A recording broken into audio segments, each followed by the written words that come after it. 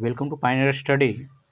आप देख रहे हैं 12th क्लास एनसीईआरटी दूसरा चैप्टर बायोलॉजी पुष्पी पादपों में लैंगिक जनन। तो एनसीईआरटी को लाइन बाय लाइन हम लोग पढ़ेंगे। और अगर आप नीट की तैयारी कर रहे हैं, बोर्ड की तैयारी कर रहे हैं, तो आपको ये वीडियोस ज़रूर देखना चाहिए।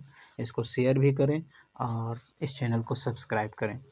इसको आपको जैसे पढ़ाने वाले हैं उसके लिए आपको हाइलाइटर चाहिए, बुक्स चाहिए, और आप ये जो उन कीवर्ड्स को जिसको हम बॉक्स में बंद करेंगे उन कीवर्ड्स को आप लिखते चलें ताकि आपको वो सारी चीज़ ऑब्जेक्टिव्स जो हों वो कंप्लीट होते चले। तो चलिए शुरुआत करते हैं।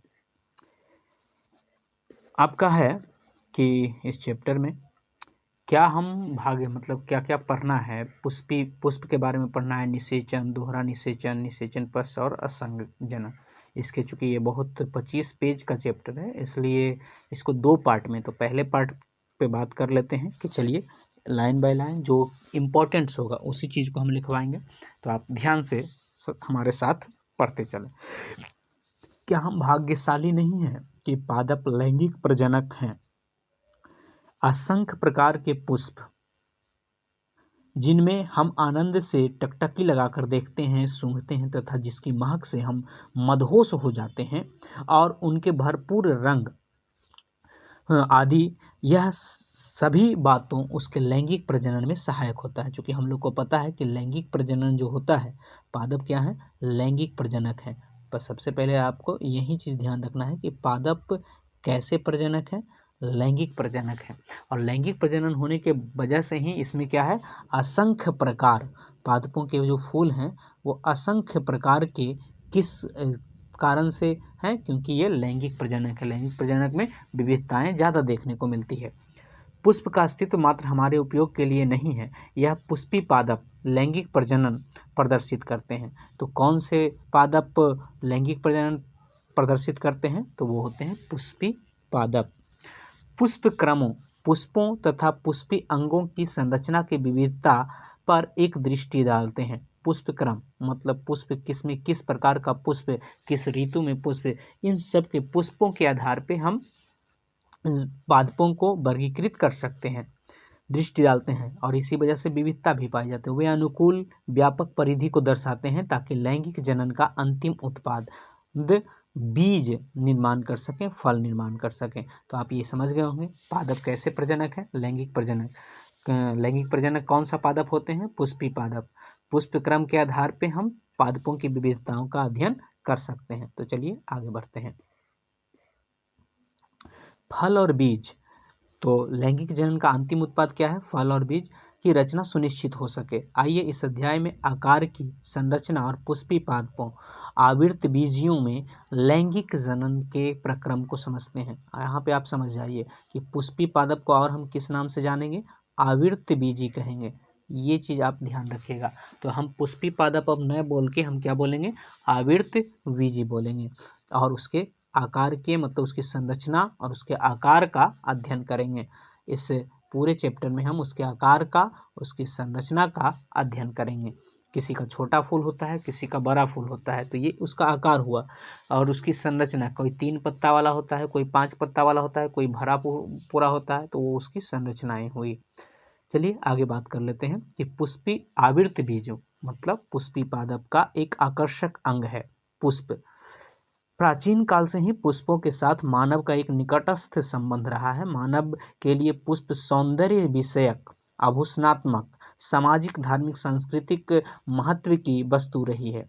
ये मानव द्वारा प्रेम, अनुराग, प्रसन्नता, विषाद एवं शोक आदि को अभिव्यक्त करते प्रतीक रहे हैं। कम से कम ऐसे 5 पुष्पों की सूची बनाइए जिसका आभूषण श्रृंगारिक तौर पे इस्तेमाल होता है। तो आप देखते होंगे गेंदे के फूल का माला होता है, अड़हुल का भी इस्तेमाल होता है, चमेली का, चंपा का, गुलाब का, ये सबको आभूषण के तौर पे इस्तेमाल होता है, श्रृंगारिक के तौर पे इस्तेमाल होता है, तथा जिन्हें हम घर एवं, अब यहाँ पे पुष्प के बारे में है तो पुष्प के ये सारे अंग हैं, ठीक है, ये आपको ध्यान रखना है कि ये सब क्या है, पुष्प के अंग हैं। कौन से? पुष्पी पादपों के प्रजनन का। तो देखिए ये पुष्प का LS का आलेख मतलब उसका अनुदैर्ध्य काट का ये है, जिसके पुष्प के अंग आपसे पूछेंगे तो क्या हो जाएगा? ये देखिए, ये नीचे जो हिस्सा है ये वाला, इसको पुष्पासन कहा जाता है, जो कि यहाँ नहीं लिखा हुआ है। और ये भीतर जो है इसको अंडाशय कहा जाता है।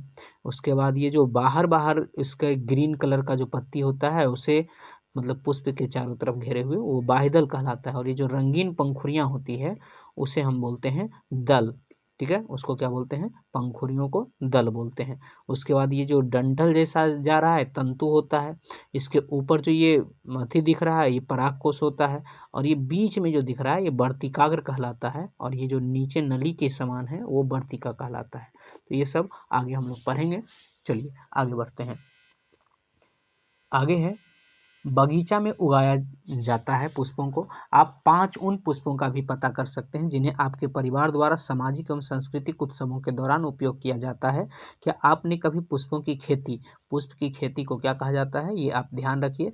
पुष्प की खेती को फ्लोरोकल्चर कहा जाता है, या इसी को पुष्प कृषि के बारे में सुना होगा। इसका क्या तात्पर्य है? आपके गांव में भी, हमारे गांव में तो फूलों की खेती होता है, आपके गांव में भी होता होगा शायद। एक जीव वैज्ञानिक के लिए पुष्प आकार्कीय एवं भ्रूणीय आश्चर्य तथा लैंगिक जनन स्थल है। मतलब एक जीव वैज्ञानिक को देखने का तरीका, ठीक है, वो एक अलग है। वो पुष्प को श्रृंगारिक या सांस्कृतिक तौर पे ना देख के उसको भ्रूणिक तौर पे देखता है। भ्रूणिक का मतलब भ्रूणीय निर्माण करने के लिए बीज निर्माण करने का स्थल समझता है। तो कौन? ये जीव वैज्ञानिक। आपने कक्षा 11th में विशिष्ट अंगों के बारे में पढ़ चुके होंगे। एक प्रारूपी पुष्प के विशिष्ट अंगों के पुनः स्मरण करने में सहायक होगा। क्या आप एक पुष्प के 2 अंगों के नाम बता सकते हैं? अभी अभी हमने आपके पुष्प के अंगों के नाम बताया।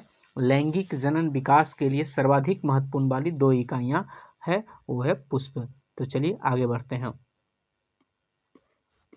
पता है निषेचन पूर्व, देखिए लैंगिक जनन में 3 घटनाएं होती हैं। निषेचन पूर्व की घटनाएं, निषेचन की घटनाएं और निषेचन पश्च की घटनाएं।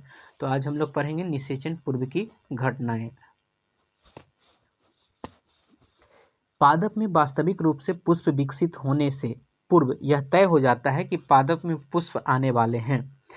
इनको हार्मोनल या संरचनात्मक परिवर्तन कहते हैं। यानी जो पुष्प आने वाले हैं ये पादप में पहले ही पता चलने लगता है। तो इसको हम क्या बोलते हैं? जैसे कोहरी जिसको कहते हैं, कोहरी आने लगता है, तो वो किस वजह से आता है? तो हार्मोनल परिवर्तन के कारण आता है। मतलब पुष्पों में या पादपों में हार्मोनल परिवर्तन होता है, इसकी वजह से क्या आते हैं? उसमें फूल आते हैं, पुष्प आते हैं। इसलिए कभी कभी सुने होंगे कि किसी में फूल नहीं आ रहा होता है, किसी पादप में या किसी जिसको लत्तर या लताएं में नहीं फूल आ रहा होता है, तो उसको में सुई दिया जाता है। तो सुई देकर क्या किया जाता है? उसका हार्मोनल चेंज किया जाता है ताकि उसमें क्या आए? फूल आए। परिवर्तनों की शुरुआत होने लगती है जिसके फलस्वरूप पुष्पी आधक, जिसको क्या बोला जाता है? पुष्पी आधक को फ्लोरल प्राइमोडियम के मध्य विभेदन, ठीक है, अग्रिम विकास प्रारंभ होता है। पुष्पक्रम की रचना होती है जो पुष्पी कलिकाएं और बाद में पुष्प को धारण करती है। पुष्प में नर एवं मादा जनन संरचनाएं पुमंग एवं जायांग हैं। तो पुष्प का नर जनन अंग क्या है? तो वो है पुमंग। और स्त्री जनन अंग क्या है पुष्प में? तो वो है जायांग। ये याद रखिए कि पुष्प में पुमंग जो होता है वो नर जनन अंग है, और स्त्री जनन अंग जो है वो जायांग कहा जाता है। तो पुमंग और जायांग ध्यान रहेगा। चलिए आगे बढ़ते हैं। आगे कहते हैं विभेदित कर विकसित करते हैं। आप याद करें कि पुमंगों से भरपूर पुंकेसरों का गोला एक चक्कर नर जनन अंग का तथा जायांग स्त्री मादा जनन अंग का प्रतिनिधित्व करता है। अब यहाँ पे आप देख रहे होंगे ये परागकोश, ये पुमंग का हिस्सा है। पुमंग के 2 हिस्से हो गए, ये पुतंतु कहलाएगा, तंतु ढंडल, और ये जो है ये क्या कहलाएगा? तो कभी कभी ये ऐसा द्विपालिक होता है, कभी ये 4 पालिक होता है। और इसके अंदर क्या होता है? इसके अंदर परागकण, जिसके अंदर परागकण होता है इसी को हम क्या बोलते हैं? पराग कोष बोलते हैं। और ये पराग कोष को जो देख रहे हैं अलग अलग कर रहा है, इसको लाइन ऑफ डेहिसेंस कहा जाता है। तो पराग कोष के जो अलग अलग करता है, मतलब पराग कोष को में जो रेखाएं पाई जाती है उसे क्या कहा जाता है? Line of dehiscence. चलिए आगे बढ़ते हैं। तो इसी के बारे में हम लोग पूरी रूप से पढ़ेंगे। यहाँ पे आपको दिया गया भी है कि ये जो है प्रारूपिक पुंकेसर है। ठीक है। कौन, ये जो है ये आपको प्रारूपिक पुंकेसर दिया गया है फोटो में, और दूसरा वाला जो फोटो है वो एक परागकोश 3 आयामी अनुभाग वाला है। ठीक है, चलिए हम लोग आगे बढ़ते हैं। पुंकेसर और लघु बीजाणुधानी या परागकण। तो पुंकेसर के अंदर लघु बीजाणुधानी होता है और जिसके अंदर क्या निर्माण होता है, पराग का निर्माण होता है। तो चलिए हम लोग इसकी पूरी संरचनाओं के बारे में, इसकी पूरी प्रक्रिया के बारे में जानेंगे। पुंकेसर 2 भाग में विभक्त रहता है। इसमें लंबा पतला ठंडल तंतु फिलामेंट कहलाता है तथा अंतिम सिरा सामान्यतः द्विपालिक संरचना होती है, जिसे हम क्या कहते हैं, परागकोश। तो परागकोश कैसी संरचना होती है ये पूछा जा सकता है आपसे। तो परागकोश कैसी संरचना होती है, द्विपालिक संरचना होती है। परागकोश कैसी संरचना है, देखिए परागकोश जैसे लिखे होंगे तो उसके बगल में क्या लिख दीजिए, द्विपालिक। मतलब परागकोश कैसी होती है, द्विपालिक हो जाती है। तंतु का समीपस्थ छोर पुष्प के पुष्पासन और पुष्पदल से जुड़ा होता है। तो तंतु जो जुड़ा होता है, जो ठंडल तंतु है जिसको फिलामेंट कह रहे हैं, वो कहाँ से जुड़ा होता है, तो वो पुष्पासन से, या उसी को क्या बोल देते हैं, पुष्पदल। तो पुष्पासन को ही क्या बोला जाता है, पुष्पदल बोला जाता है, जो ग्रीन कलर का होता है, जो कि तने से जुड़ा रहता है। पुंकेसरों की संख्या एवं लंबाई विभिन्न प्रजातियों में पुष्पों में भिन्न भिन्न होती है।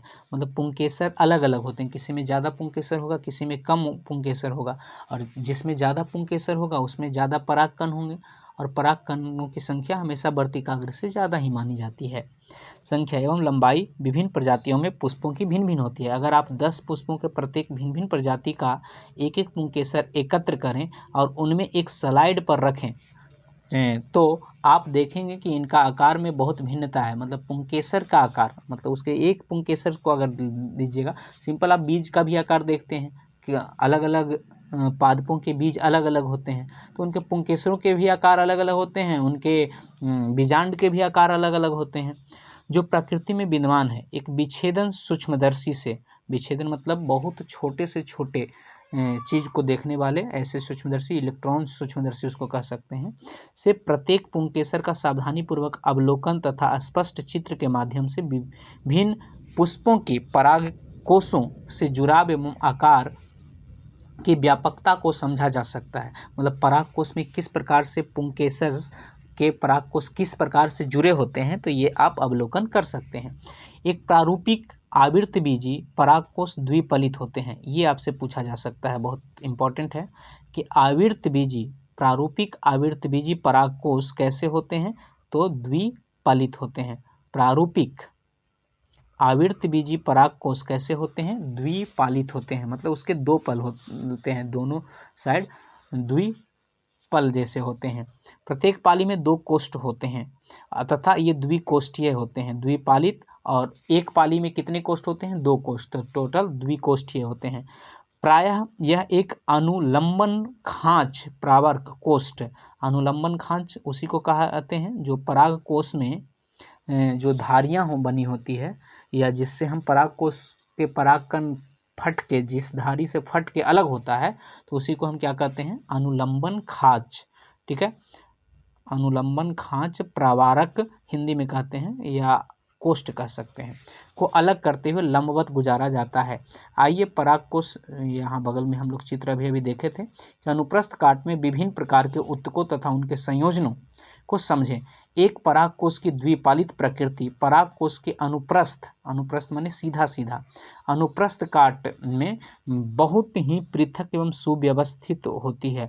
परागकोश एक साथ परागकोश एक 4 दिशीय यानी चतुष्कोणीय संरचना है। ये पूछा जा सकता है कि परागकोश कैसी संरचना है, तो चतुष्कोणीय संरचना है। परागकोश की संरचना कैसी होती है, चतुष्कोणीय होती है संरचना है, जिसमें 4 कोनों पर, चारों कोनों पे क्या पाया जाता है, लघु बीजाणुधानी सम्माहित होता है, जो प्रत्येक पाली में 2 होता है।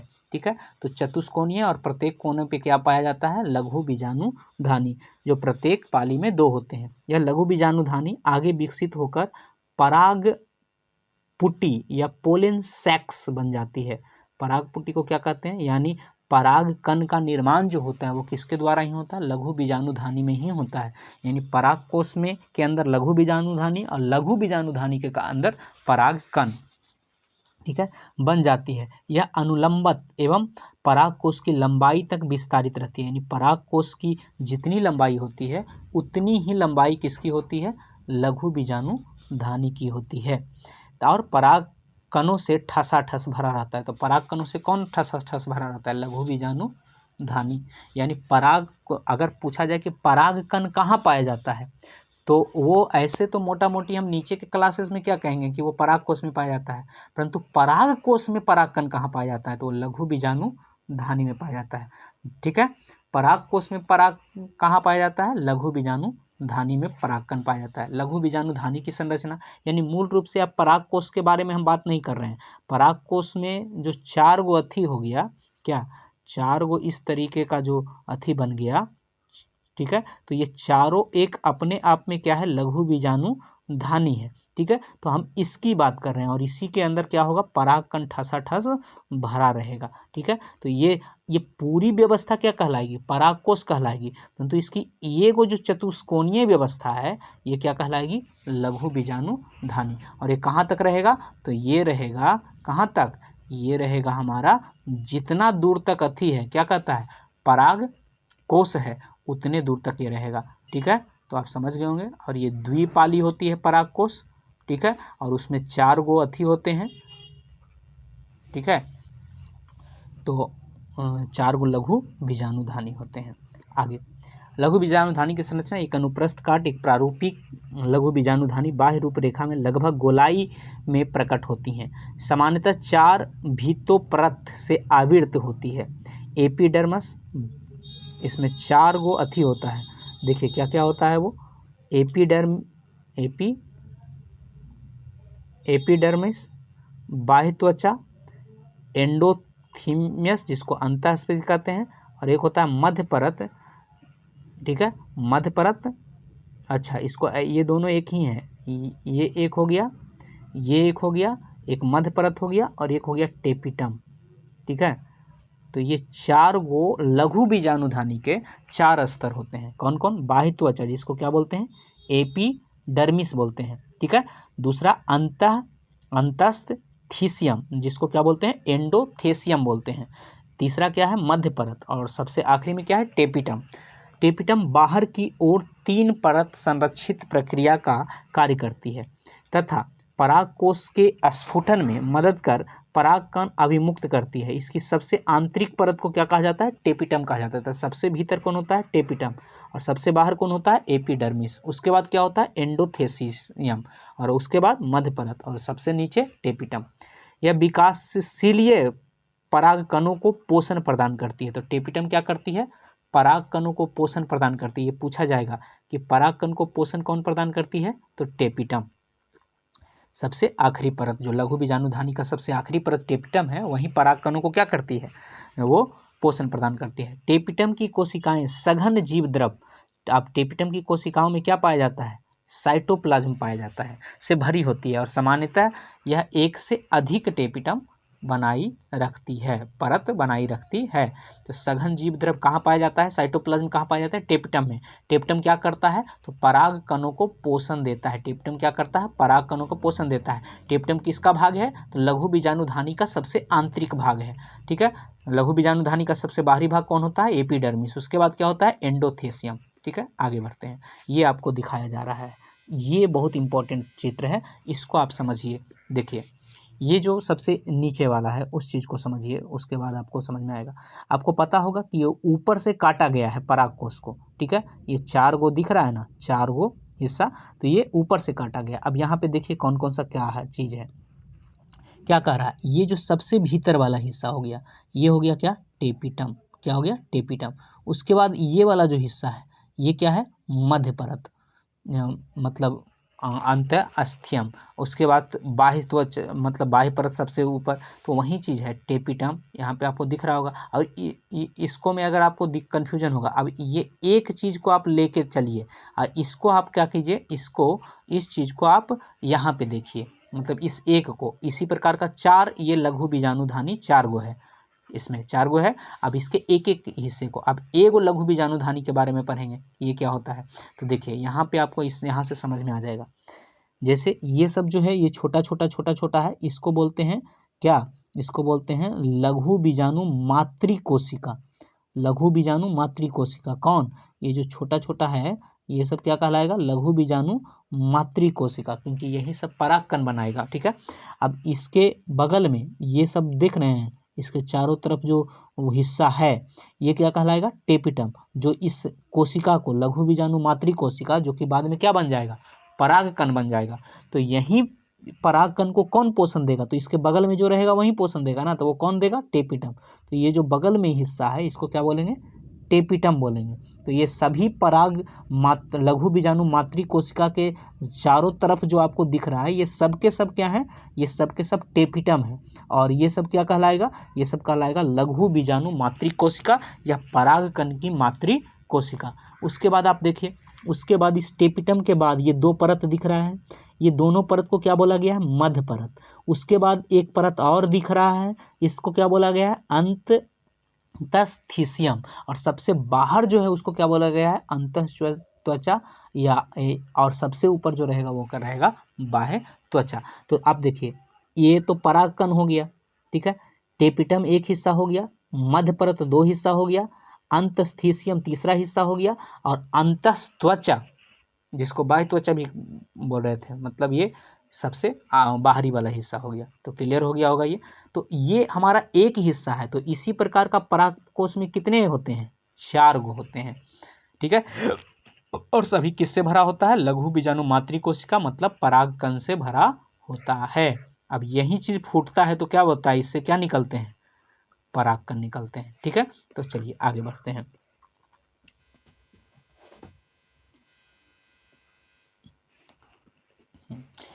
केंद्रकों से युक्त, क्या आप यह सोच सकते हैं कि किस प्रकार से एक टेपिटल कोशिका द्विकेंद्रीय बन जाता है। अब उस टेपिटम से जो पोषण प्राप्त कर रहा है जो कोशिका, उसको हमने एक और नाम दे दिया, उसको क्या नाम दे दिया, टेपिटल कोशिका। जो टेपिटम भाग से जो क्या प्राप्त कर रहा है, जो पोषण प्राप्त कर रहा है, उसको हमने क्या नाम दे दिया, उसको नाम दे दिया हमने टेपिटल कोशिका। और टेपिटल कोशिका क्या होती है, द्विकेंद्रकीय होती है, उसमें 2 गो केंद्रक होता है टेपिटल कोशिका में। और ये टेपिटल कोशिका ही क्या कहलाएगा, ये मातृबीजाणु कोशिका कहलाएगा।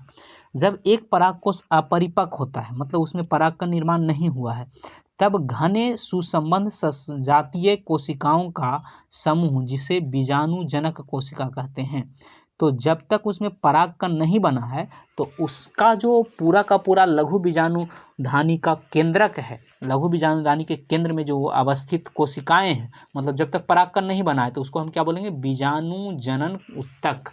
वो पूरी व्यवस्था क्या कहलाएगी, बीजाणु जनन उत्तक, जब तक कि परागकण का निर्माण नहीं हुआ है, जब तक कि परागकण का निर्माण नहीं हुआ है। अब लघु बीजाणु जनन मतलब इसी लघु बीजाणु जनन उत्तक से क्या निर्माण होगा, पराग का निर्माण होगा। तो उसको हम क्या बोलेंगे, लघु बीजाणु जनन, मतलब परागकण के निर्माण होने की प्रक्रिया क्या कहलाएगी, लघु बीजाणु जनन कहलाएगी। और जहाँ ये काम होगा उसको हम लघु बीजाणु धानी कहेंगे। ठीक है, लघु बीजाणु का सीधा संबंध किससे है, परागकण से है। लघु बीजाणु जब भी आए, मतलब चूंकि परागकणों का जो आकार होता है वो छोटा होता है, तो लघु बीजाणु का सीधा संबंध किस चीज से है, परागकण से है। तो लघु बीजाणु धानी का मतलब होता है धारण करने वाला, ठीक है, और लघु बीजाणु जनन का मतलब हो गया कि परागकण का निर्माण करना। चलिए आगे, जैसे जैसे परागकोश विकसित होता है, बीजाणु जनन उत्तकों की कोशिकाएं अर्धसूत्री विभाजन द्वारा सूक्ष्म बीजाणु चतुष्टय बनाती है। चतुष्टय की कोशिकाओं की सूत्रगुणता क्या होती है, तो ये देखिए यहाँ पे क्या कर रहा है, यहाँ पे क्या होती है, अर्धसूत्री विभाजन, यानी बीजाणु जनन उत्तक में कौन सा विभाजन होता है, अर्धसूत्री विभाजन होता है, आधा आधा बट जाता है। ठीक है, अर्धसूत्री विभाजन होता है बीजाणु जनन उत्तक में, अर्धसूत्री विभाजन होता है। ठीक है, जिससे पराग कोश के अंदर परागकण का निर्माण होता रहता है। चलिए आगे बढ़ते हैं, नीचे आपको समझ में आ गया होगा। देखिए ये सारी इमेजिन का चीज़ है। जैसे बीजाणु जनन उत्तक उत्तक की प्रत्येक कोशिका एक लघु बीजाणु चतुष्टय की वृद्धि करने में सक्षम होती है। प्रत्येक कोशिका एक सक्षम पराग मातृ कोशिका होती है। प्रत्येक कोशिका जो उसके अंदर है, जैसे कि अभी अभी पिक्चर में देखे थे, वो क्या है, पराग मातृ कोशिका होती है। एक पराग मातृ कोशिका से अर्धसूत्री विभाजन द्वारा लघु बीजाणु के निर्माण की प्रक्रिया, लघु बीजाणु मतलब परागकण, ठीक है, लघु बीजाणु के निर्माण की प्रक्रिया को लघु बीजाणु धानी कहते हैं। अच्छा, उस प्रक्रिया को ही क्या कहने लगे, लघु बीजाणु धानी कहने लगे। ठीक है, क्या कहलाएगा, लघु बीजाणु धानी कहलाएगा। फिर से ये यहाँ से एकदम बहुत सारा ऑब्जेक्टिव मिलेगा। बीजाणु जनक उत्तक मतलब वो पूरा जो आपको दिख रहा था, ठीक है, जिसको लघु बीजाणु धानी के नाम से भी हम लोग कह रहे थे। प्रत्येक कोशिका में उसके अंदर जो टेपिटम के से घिरा हुआ था, लघु बीजाणु चतुष्टय की वृद्धि करने में सक्षम है। प्रत्येक उत्तक का, प्रत्येक कोशिका, ठीक है, प्रत्येक कोशिका एक सक्षम पराग मातृ कोशिका होती है। वो सारे के सारे क्या हैं, पराग मातृ कोशिका, मतलब परागकण को उत्पन्न करने वाला। एक पराग मातृ कोशिका में अर्धसूत्री विभाजन होता है। क्या होता है, अर्धसूत्री विभाजन द्वारा लघु बीजाणु का निर्माण होने की प्रक्रिया को क्या कहा जाता है, लघु बीजाणु धानी कहा जाता है। तो उस पूरे प्रक्रिया, उस पूरे व्यवस्था को हम क्या कहेंगे, लघु बीजाणु धानी कहेंगे। जैसा कि लघु बीजाणु रचना के समय 4 कोशिकाओं के समूह में व्यवस्थित होते हैं, उन्हें लघु बीजाणु चतुष्टय कहते हैं। तो वो चूंकि 4 हिस्से में होते हैं तो उसे क्या कहा जाता है, लघु बीजाणु चतुष्टय कहते हैं। जैसे ही पराग कोश परिपक्व एवं स्फुरित होता है, मतलब जैसे ही पराग कोश पूरा तरीके से परिपक्व हो जाता है, उसमें पराग का निर्माण हो जाता है, स्फुरिति का मतलब होता है फूट जाता है, तब लघु बीजाणु, ये देख रहे होंगे अलग अलग टाइप का परागकण है।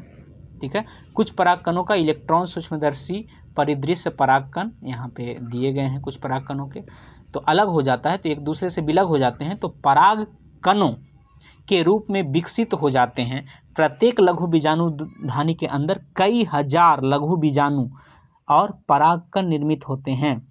परागकण जो पराग कोश के स्फुटन के साथ मुक्त होते हैं। हमने वही तो बात कर रहे थे। अब है वो परागकण के बारे में कि लघु बीजाणु से पोषण प्राप्त करके टेपिटम से टेपिटल कोशिका पोषण प्राप्त करके क्या बना दिया, वो लघु बीजाणु धानी की प्रक्रिया द्वारा परागकण बन गया। अब वो फूट गया। अब ये परागकण की क्या क्या व्यवस्था होती है, इसका आकार प्रकार, इसकी संरचना, इसके बारे में। तो सबसे पहले तो परागकण जो होता है वो क्या होता है, तो वो होता है नर युग्मोद्भिद का प्रतिनिधित्व करता है। मतलब परागकण क्या होता है, नर जनन अंग है का प्रतिनिधित्व करता है। यदि आप हिबिस्कस किसको बोलते हैं, गुड़हल को, उड़हुल जिसको कहते हैं हम लोग, किसी अन्य पुष्प के खुले परागकोश को छूते हैं तो आप अपने अंगुलियों में पीले रंग का पाउडर जैसे पराग कणों को पाते हैं। एक कांच की स्लाइड पर 1 बूंद पानी डालकर उस पर यह परागकण छिड़कें और एक सूक्ष्मदर्शी से देखें। आप निश्चित रूप से आश्चर्यचकित हो जाएंगे कि विभिन्न प्रकार की प्रजातियों के परागकण विन्यास, आकार, रूप, रंग एवं बनावट में भिन्न भिन्न दिखते हैं। तो ये आपके स्कूलों में सूक्ष्मदर्शी होगा, वहाँ पे आप देख सकते हैं अलग अलग पुष्पों के परागकणों को। परागकण सामान्यतः आकार में क्या होते हैं, गोलीय होते हैं। ये सामान्यता मतलब ऐसा नहीं है, सभी अलग अलग आकार के होते हैं, परंतु ये एक रेंज दे दिया है कि कहाँ से कहाँ तक होगा। तो परागकणों का जो रेंज है उसको ध्यान रखिएगा। परागकण का आकार कैसा होता है, गोलीय होता है, जिसका व्यास लगभग कितना होता है, माइक्रोमीटर में है। माइक्रोमीटर का मतलब होता है 1 मीटर का 10 लाखवां भाग। ठीक है, मतलब 1/10⁻6 को बोलते हैं माइक्रोमीटर।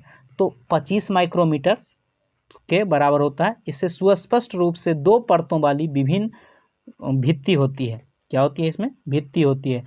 कठोर बाहरी भित्ति को क्या कहा जाता है, बाह्यचोल। तो परागकण के बाहरी भित्ति को क्या कहा जाता है, बाह्यचोल कहते हैं, जो कि स्पायरोपोलेनिन से बनी होती है। बाह्यचोल किसकी बनी होती है, ये पूछा जा सकता है आपसे। बाह्यचोल किसकी बनी होती है, तो स्पायरोपोलेनिन से बनी होती है, जो सर्वाधिक ज्ञात प्रतिरोधक कार्बनिक सामग्री है। ठीक है, इसका प्रयोग भी किया जाता है। स्पाइरोलिन नाम की दवा आती है, वो परागकणों से ही बनी होती है। तो ये किस लिए, एंटीसेप्टिक के लिए भी, यानी प्रतिरोधक कार्बनिक सामग्री के तौर पे इसका इस्तेमाल किया जाता है।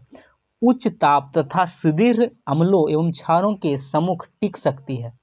अभी तक ऐसा कोई एंजाइम पता नहीं चला है जो स्पाइरोपोलिनिन को निम्नीकृत कर सके, मतलब उसे तोड़ सके। परागकण के बाह्य चोल के सुस्पष्ट द्वारक या रंध्र होते हैं जिन्हें जनन छिद्र कहते हैं। ठीक है, तो बाह्य चोल में क्या पाया जाता है, जनन छिद्र पाया जाता है। बाह्य चोल में ही क्या पाया जाता है, ठीक है, जनन छिद्र पाया जाता है। जहां पर स्पाइरोपोलिनिन अनुपस्थित होता है, तो ये पूछा जा सकता है कि बाह्य चोल में जनन छिद्र जो पाया जाता है वहाँ पे क्या अनुपस्थित होता है, तो वो स्पाइरोपोलिनिन नहीं होता है, क्योंकि पूरा का पूरा बाह्य चोल क्या है, स्पाइरोपोलिनिन से बना हुआ है, जिसपे कोई भी अम्ल या कोई भी क्षार उस पर प्रक्रिया नहीं कर पाता है। परंतु उसमें एक द्वार होता है जिसे हम जनन छिद्र कहते हैं। बीज में देखिएगा एक थोड़ा सा उजला जैसा होगा, ठीक है, तो उसी टाइप का किस में होता है, परागकणों में भी होता है, जैसे जहाँ स्पाइरोपोलिनिन अनुपस्थित होता है। परागकण जीवाश्म की भांति बहुत अच्छे से संरक्षित होता है। ठीक है, परागकण बहुत अच्छे से संरक्षित होता है। यहाँ पे सबसे इंपॉर्टेंट क्वेश्चन है कि बाह्य चोल आवरण किस चीज़ से बना होता है, स्पाइरोपोलिनिन से। बाह्य चोल में जहाँ स्पाइरोपोलिनिन अनुपस्थित होता है उस छिद्र को क्या कहते हैं, जनन छिद्र कहते हैं। तो ये दो क्वेश्चन बहुत ज़बरदस्त था। परागकण जीवाश्मों की भांति बहुत अच्छे से संरचित होते हैं क्योंकि उनमें स्पाइरोपोलिनिन की उपस्थिति होती है। बाह्य चोल में प्रतिमानों एवं डिजाइनों की एक आकर्षक सारणी स्तंभ प्रदर्शित की गई है। आप विचार कर सकते हैं बाह्य चोल सख्त कठोर होना चाहिए। जनन छिद्र के क्या कार्य हैं, तो यहाँ पे आप देख सकते हैं, ये आपको दिख रहा होगा। एक पराग कोश का चतुष्क परिवर्धन दृश्य, एक लघु बीजाणुधानी का, यहाँ पे ये है कायकी कोशिका, एसिमेट्रिक तंतु अलग अलग टाइप का, रसधानी, केंद्रकी। तो देखिए पिक्चर, ये अलग अलग टाइप का परागकण है, ठीक है, जो इलेक्ट्रॉन माइक्रोस्कोप से देखा गया है। चलिए आगे बढ़ते हैं। आगे क्या कह रहा है कि आंतरिक चोल, चूंकि दो परत था ना, तो एक परत तो हम लोग समझ गए कि ऊपर वाला परत क्या है, बाह्य चोल है, अंदर वाला क्या है, तो परागकण की आंतरिक भित्ति को अंतःचोल कहते हैं। परागकण की आंतरिक भित्ति क्या कहलाती है, अंतःचोल कहलाती है। यह एक पतली तथा सतत परत है जो लगातार होती है, जो सेलुलोज और पेक्टिन की बनी होती है। ये पूछा जा सकता है, ठीक है। बाह्य चोल बनी होती है स्पाइरोपोलिनिन की, और अंतःचोल बनी होती है सेलुलोज एवं पैक्टिन की बनी होती है। परागकण का जीव द्रव जो होता है साइटोप्लाज्म, एक प्लाज्मा भित्ति से आवृत होती है। जब परागकण परिपक्व होता है तब उसे दो कोशिकाएं, उसमें क्या होती है, दो कोशिकाएं, एक कायकी कोशिका और दूसरा जनन कोशिका। तो परागकण की जो कोशिकाएं होती है प्लाज्मा भित्ति से आवृत होती है, ढका होता है, और परागकण जो होता है उसमें दो कोशिकाएं पाया जाता है। एक को बोलते हैं कायकी कोशिका, दूसरे को बोलते हैं जनन कोशिका समाहित होती है। कायकी कोशिका बड़ी होती है, तो कायकी कोशिका क्या है, बड़ी होती है। इसमें प्रचुर खाद्य भंडार होता है। कायकी कोशिका में क्या होता है, ये चीज़ आप ध्यान रखिए, आकार में कायकी कोशिका बड़ी होती है और प्रचुर खाद्य भंडार होता है। सिंपल है कि खाने का सामान ज़्यादा होना चाहिए, ठीक है। एक विशाल अनियमित आकार का केंद्रक होता है, इसमें क्या होता है, एक विशाल केंद्रक होता है। जनन कोशिका छोटी होती है और एक कायकी कोशिका के जीव द्रव का ही इस्तेमाल करती है। क्लियर हो गया होगा,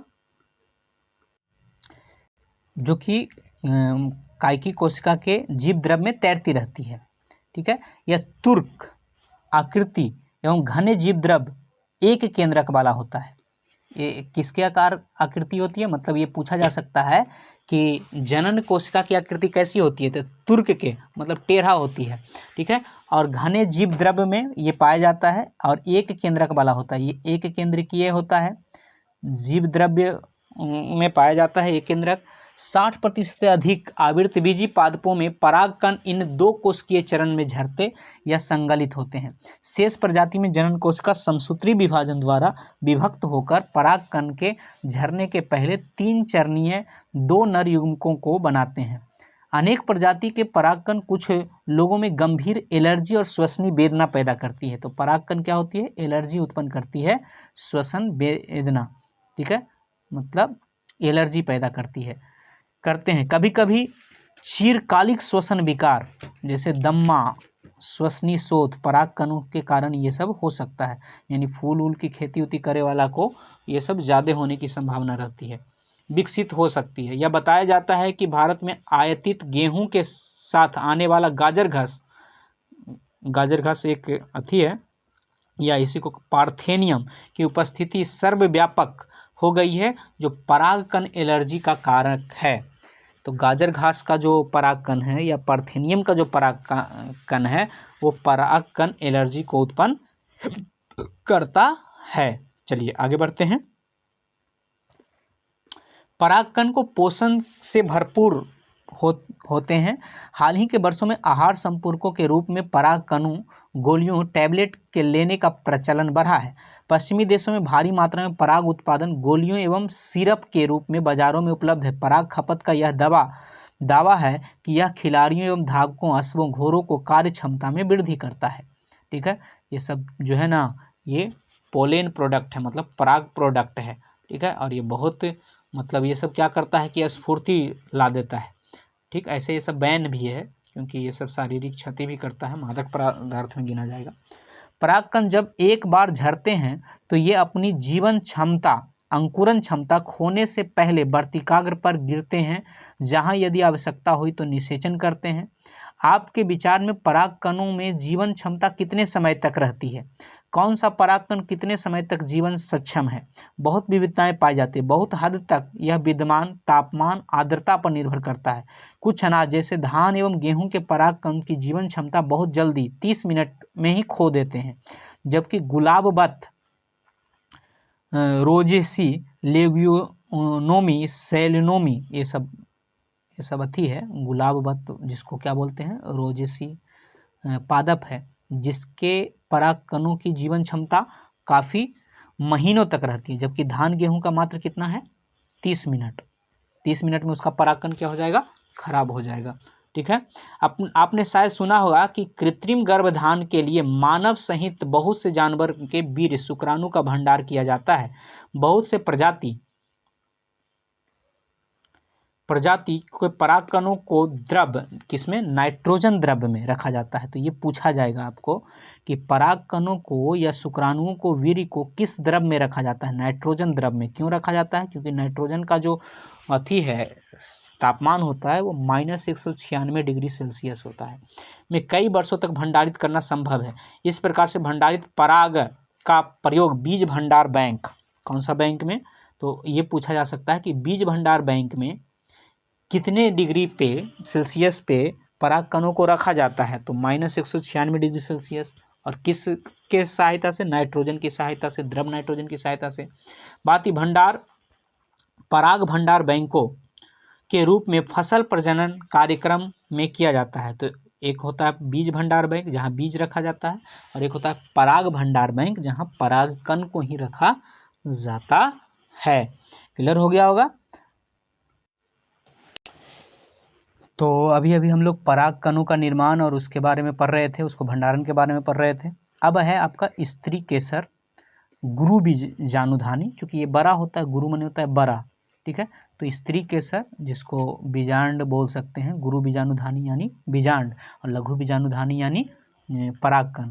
ठीक है, भ्रूणकोश, ये सब का निर्माण कैसे होता है? तो इससे पहले एकदम बहुत गौर से इन चीज़ों को आप देख लीजिए, फिर आपको पता चलेगा। जैसे देखिए ये आपका स्त्री केसर है, मतलब जयांग है। ठीक है, तो ये आपका पुष्पासन हो गया, पुष्पासन के अंडाशय हो गया, उसके बाद ये वर्तिकाग्र हो गया, वर्तिका हो गया, और ऊपर रहेगा जो वर्तिकाग्र हो जाएगा। वर्तिकाग्र का ये मुंडी फिर आपको दिख रहा है, इसको युक्ता डंपी कहते हैं। ठीक है, ये सब आप ध्यान रखिएगा। युक्ता डंपी हो गया, और ये नीचे ये जो जुड़ा हुआ है वो क्या है, वर्तिका जुड़ा हुआ है, ये अंडप हो गया। ठीक है, अब यहाँ पे ये जो है ये द वाला देखिए बीजांड है। ठीक है, और बीजांड में ही क्या होता है, बीज की तैयारी होती है। तो मूल रूप से स्त्री जनन अंग जो है वो यही है। ठीक है, मतलब पादप मादा जनन अंग यही है। जैसे, और इसमें कौन कौन सा हिस्सा है, चूँकि देखिए पिक्चर देखने के बाद पढ़ने में क्या होगा कि आपको पिक्टोरियल आपको समझ में आएगा, तो पिक्चर पे थोड़ा सा ज़्यादा ध्यान दे दीजिएगा। ठीक है, जैसे देखिए ये सबसे बड़ा वाला भाग दिख रहा है वो क्या है, कैले ये जल सिरा या इसी को निभागीय सिरा कहते हैं। फिर सबसे भीतर ये दिख रहा है क्या, भ्रूण कोश। इसके बाद क्या दिख रहा है, बीजांडकाय। इसके बाद क्या दिख रहा है, अंतः आवरण। उसके बाद क्या दिख रहा है, बाह्य आवरण। तो यहाँ पे भी 4 गो हो गया, भ्रूण कोश, बीजांडकाय, अंतः आवरण और बाह्य आवरण। वहाँ पे भी 4 गो आवरण था टेप्टम वाला जिस वक्त कर रहे थे। बीजांडीय द्वार ऊपर क्या है, ये बीजांडीय द्वार है, ठीक है, यह बीजांड द्वार कह सकते हैं। और ये जो है ऊपर, ये जो वो वाला मतलब वर्तिकाग्र वाला जो आता है वह है फेनिकल, ठीक है, वो फेनिकल। और ये है हाइलम, ये नीचे जो है ये वाला हिस्सा क्या है, हाइलम। तो चलिए हम लोग इसके प्रत्येक चीज़ों के कार्य देखते हैं कि क्या क्या कहता है, ठीक है। तो आप बिल्कुल स्त्री केसर या गुरु बीजाणुधानी, जिसको बीजांड या भ्रूण कोश कहते हैं। जायांग पुष्प के स्त्री जनन अंग का प्रतिनिधित्व करता है। ये पूछा जा सकता है कि पुष्प के स्त्री जनन अंग का प्रतिनिधित्व कौन करता है, तो वो जायांग करता है। जायांग एवं स्त्री केसर, स्त्री केसर क्या होता है, यहाँ पे आप देखिए एकाडंपी होता है, एकांडंपी होता है। और बहु स्त्री केसर मतलब 2 टाइप का जायांग होता है, एक होता है एकाडंपी और एक होता है बहु अडंपी, मतलब जिसमें एक अंड हो उसे बोलेंगे एकांडंपी, और जिसमें बहुत सारे स्त्री केसर पाए जाए तो उसे बोलेंगे बहु अडंपी हो सकते हैं। जैसे कभी कभी क्या होता है कि किसी किसी फल में एक ही बीज होता है और किसी किसी फल में आप देखिएगा कि एक से ज़्यादा बीज है, ठीक है। तो एक से ज़्यादा बीज है मतलब उसमें क्या है, बहु स्त्री केसर है। और जिसमें एक ही बीज है उसमें क्या है, एक स्त्री केसर है। जहाँ पर जैसे आपसे पूछा जाए कि आम में, जामुन में क्या होगा, तो वो होगा एकाडंपी। क्यों, क्योंकि उसमें एक ही बीज बनता है, जबकि मटर में एक से ज़्यादा बना रहता है बीज, ठीक है। बहुत सारा ऐसा चीज़ है जिसमें एक से ज़्यादा बीज रहता है, ठीक है। तरबूज उरबूज में देखते हैं कितना सारा बीज रहता है, हो सकते हैं। जहाँ पर ये एक से अधिक होते हैं वहाँ स्त्री के सर आपस में संलयिक युक्ताडंपी, और बहुत सारे में तो बहुत सारा होता है जिसको क्या बोलते हैं, युक्ताडंपी। यानी 3 टाइप के जायांग हो गए, एकाडंपी, बहुअडंपी और संगलित युक्ताडंपी। फिर वह आपस में मिलकर स्वतंत्र विक्ताडंपी। प्रत्येक स्त्री केसर में 3 भाग होते हैं, वर्तिकाग्र, वर्तिका और अंडाशय। वर्तिकाग्र सबसे ऊपर वाला भाग, वर्तिका एक नली जैसा और अंडाशय नीचे। वर्तिकाग्र परागकणों के अवतरण मंच का कार्य करता है। तो परागकणों का अवतरण मंच कौन कहलाएगा, वर्तिकाग्र कहलाएगा। जो अवतरण का मतलब क्या, जिसपे उतरेगा यानी जिसपे परागकण आएगा, अवतरण मंच इसलिए वर्तिकाग्र को कहते हैं। वर्तिका एक दीर्घकृत पतला इकहरा भाग है जो वर्तिका के नीचे होता है। स्त्री केसर के आधार पर उभरा फूला हुआ भाग क्या कहलाएगा, अंडाशय कहलाएगा। अंडाशय होता है, अंडाशय के अंदर एक गर्भाशय गुहा होती है, ठीक है। तो एक तो हो गया वर्तिका, दूसरा क्या हो गया, वर्तिका जो एकहरी नली होती है, और उसके ठीक नीचे फूला हुआ भाग जो क्या कहलाएगा, अंडाशय। तो अंडाशय क्या होता है, अंडाशय के अंदर गर्भाशय गुहा यानी कोष्ठिका होता है। गर्भाशय गुहा के अंदर की ओर अपरा नार स्थित होता है। क्या स्थित होता है गर्भाशय गुहा के अंदर, अपरा, या उसको क्या बोलते हैं, नार। आप कक्षा 11 में पढ़े होंगे कि अपरा की परिभाषा एवं प्रकारों का स्मरण करें। अपरा से उत्पन्न होने वाली दीर्घ बीजाणुधानी, तो अपरा से ही क्या उत्पन्न होता है, दीर्घ बीजाणुधानी उत्पन्न होता है, जिससे अंडाशय का निर्माण होता है। बीजाणुधानी सामान्यतः बीजांड कहलाती है, तो दीर्घ बीजाणुधानी को ही क्या कहा जाता है, बीजांड कहलाता है, ठीक है। वहाँ पे लघु बीजाणुधानी कहलाता था, यहाँ पे बीजांड कहलाता है। एक अंडाशय में बीजांडों की संख्या 1 गेहूँ, धान, आम में 1 होता है, लेकिन अनेक पपीता, तरबूज और आर्कडिक ये सब में क्या होता है, अनेक बीजांड होते हैं, तक हो सकती है। गुरु बीजाणुधानी जिसको क्या कहा जाएगा, बीजांड कहा जाएगा या दीर्घ बीजाणुधानी। आइए एक प्रारूपी आवृत्त बीजी बीजांड की संरचना से परिचित हुए। बीजांड एक छोटी सी संरचना है जो एक वृंत एवं ठंडल, जिसे बीजांड वृंत कहते हैं, से जुड़ा रहती है। तो बीजांड किसके द्वारा जुड़ी रहती है, या गुरु बीजाणुधानी को क्या कहा जाता है, बीजांड कहा जाता है। अपरा से जुड़ी होती है, कौन, बीजांड वृंत उसको बोलते हैं, ठंडल के जैसा जो अपरा से जुड़ी रहती है। बीजांड की काया बीजांड वृंत के साथ नाभि नाम का क्षेत्र से संगलित रहता है, अतः यह नाभिका बीजांड एवं बीजांड वृंत के संधि बिंदु है। तो दूसरा क्या हो गया बीजांड के अंदर, नाभिका क्षेत्र, नाभिका क्षेत्र जो किसका किसका संधि बिंदु है, बीजांड एवं बीजांड वृंत कहाँ मिलती है, तो वो नाभिका क्षेत्र में मिलती है। ठीक है, संधि बिंदु प्रतिनिधित्व करती है। प्रत्येक बीजांड में एक या दो अध्यावरण नामक संरक्षक होते हैं। तो बीजांड में कौन सा संरक्षक होते हैं, अध्यावरण संरक्षक होते हैं, नामक हटा सकते हैं, अध्यावरण संरक्षक पाया जाता है। यह अध्यावरण बीजांड के चारों ओर से घेरे रहता है। केवल बीजांड द्वार नामक आयोजित छोटे से रंध्र को छोड़कर अध्यावरण बीजांड को चारों तरफ से घेरे रहता है। जैसे वहाँ घेरे हुए था, एक क्या था भूल गए। बीजांड द्वार केवल छूटा रहता है। बीजांड द्वार सिर के ठीक विपरीत निभाग कैलेजा होता है। ठीक है, तो बीजांड द्वार के उल्टे में क्या होता है, कैलाजा, जिसको क्या बोला जाता है, निभाग। ऊपर अभी चित्र देख के आए थे, जो बीजांड के आधारी भाग का प्रतिनिधित्व करता है। तो बीजांड का आधारी भाग को किसको कहेंगे, निभाग, कैलाजा को कहेंगे। ठीक है, अब बीजांड द्वार ऊपर रहेगा और कैलाजा क्या होगा, बीजांड में नीचे रहेगा। क्लियर हो गया होगा, आगे बढ़ते हैं। अध्यावरणी से घिरा हुआ कोशिकाओं का एक पुंज होता है जिसे बीजांड काय कहते हैं। तो अध्यावरणी से घिरे हुए पिंड को क्या कहा जाएगा, बीजांड काय कहा जाएगा। बीजांड काय केंद्रक की कोशिकाओं में प्रचुरता से आरक्षित आहार सामग्री होती है। बीजांड काय क्या होती है, बीजांड काय में क्या होती है, आहार सामग्री होती है। बीजांड काय भ्रूण कोश या मादा युग्मोद्भिद बीजांड काय में स्थित होता है। तो बीजांड काय कहाँ स्थित होता है, तो मादा युग्मोद्भिद बीजांड काय में। ठीक है, या भ्रूण कोश में। एक बीजांड में सामान्यतः एक अकेला भ्रूण कोश होता है जो एक गुरु बीजाणु से निर्मित होता है। अब गुरु बीजाणु जनन मतलब वो जो बीजांड है उसका निर्माण किस तरीके से हो रहा है।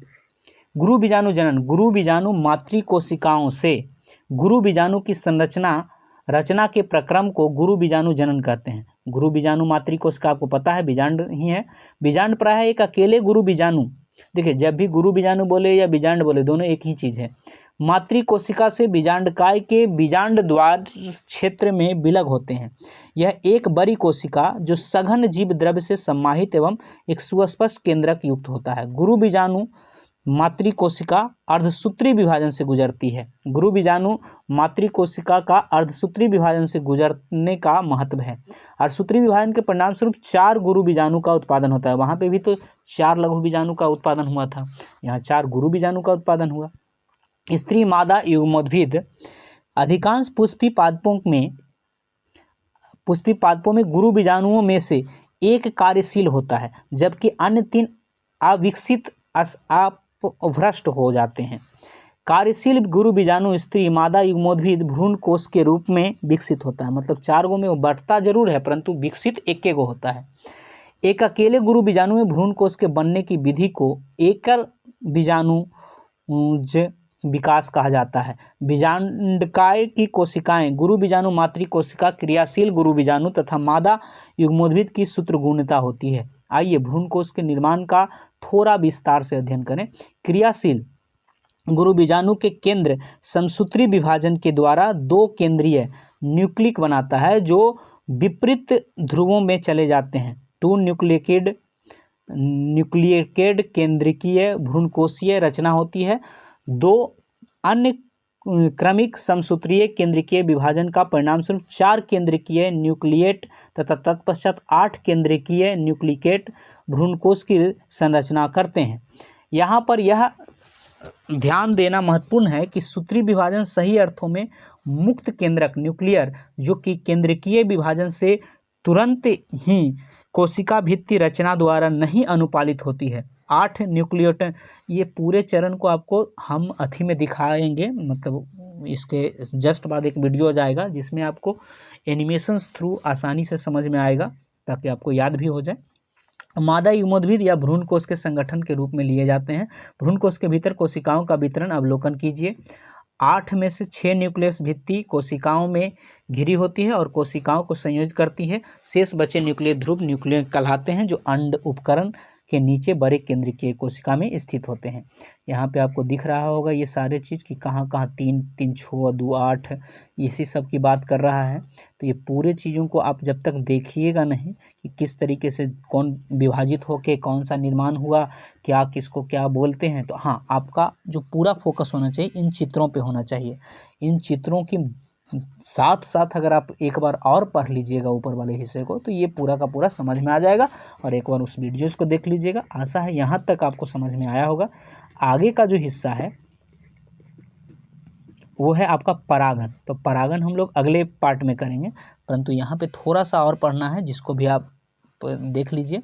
भ्रूण कोश के अंदर कोशिकाओं का वितरण विशिष्टतापूर्ण होता है। बीजांड द्वारी सिरे पर 3 कोशिकाएं एक साथ समूहीकृत होकर अंड उपकरण या समुच्चय का निर्माण करते हैं। इस अंड समुच्चय का उपकरण के अंतर्गत 2 सहायक कोशिका तथा एक अंड कोशिका निहित होती है। बीजांड द्वारी छोर, जिसे तंतु रूप समुच्चय कहते हैं, पर एक विशेष सहायक कोशिका स्थूलन होने लगती है, जो सहायक कोशिकाओं में पराग नलिकाओं को दिशा निर्देशन प्रदान करते हैं महत्वपूर्ण भूमिका निभाती है। 3 अन्य कोशिकाएं निभागीय कैलोजान छोर पे होती है और प्रति संभाव्यता एंटीपोडल कहलाती है। बृहद केंद्रीय, जैसा कि पहला आपको बताया गया, 2 ध्रुवीय न्यूक्लियोटाइड। इस प्रकार से एक प्रारूपीय आवृतबीजी भ्रूणपोष परिपक्व होने पर यह पूछा जाएगा कि भ्रूणपोष परिपक्व होने पे 8 न्यूक्लीकृत, वस्तुतः ये 7 कोशिकीय होता है और 8 न्यूक्लीकृत होता है। कोशिकाएं 7 होती है जबकि केंद्रीय इसमें केंद्रक जो होते हैं वो 8 होते हैं। ये पूछा जाता है कि गुरु बीजाणु जो बनते हैं उसमें कितने कोशिका होते हैं और कितने केंद्रक होते हैं। ठीक है, आपको समझ में आ गया होगा। तो बने रहें पायनियर स्टडी में। इसके नेक्स्ट पार्ट हम लोग फिर मिलेंगे।